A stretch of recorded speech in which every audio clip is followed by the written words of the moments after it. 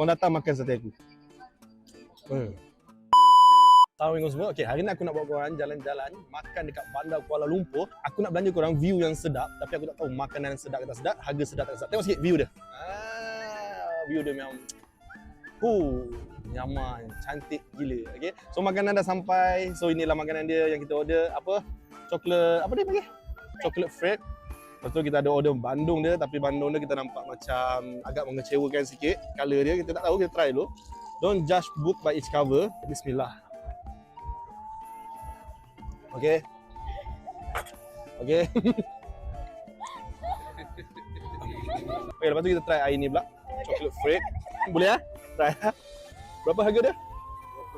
Harga dia RM25 ya. Okay, RM25. Bismillah.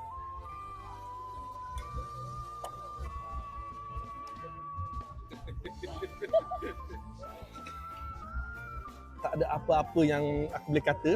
Aku terkedu sebab rasa dia tak apalah, kita makan, kita move on. Kita try dia punya sate. Okay, sate dia sate ayam dengan daging.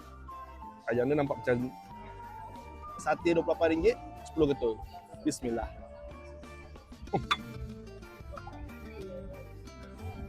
Korang datang makan sate aku. Aku tak kisah nak bayar mahal, tapi rasa tu lah bagi aku. Rasa dia menepati cita rasa kita, aku sanggup bayar mahal. Bro, macam mana? Ni kan Bandar KL. Kau terima je lah. Next, cucuk udang. Dia buat rangut, tapi kita try rangut tak rangut. Kita cuba. Dengan kuah kacang. Bismillah.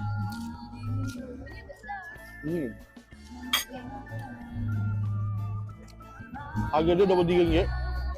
RM23 dapat 3 ketul. So satu dekat RM8.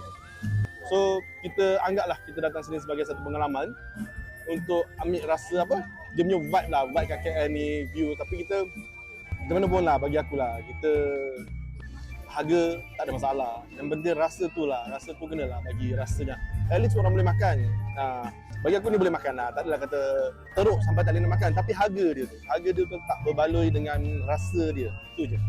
So bagi aku, siapa nak datang sini, boleh datang lepak sebab environment dia cantik. Dia ada shisha, dia ada live band, dan dia punya view sangat-sangat cantik lah.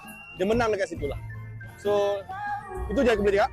So, good job kerana telah memberikan kami satu view yang cantik hari ini dengan harga yang sangat-sangat menarik. Itu saja daripada saya. InsyaAllah kalau ada tempat-tempat menarik kat KL lagi, saya akan tunjuk kat korang. So, yang nak datang boleh try juga. Baik, itu saja. Assalamualaikum. Bye.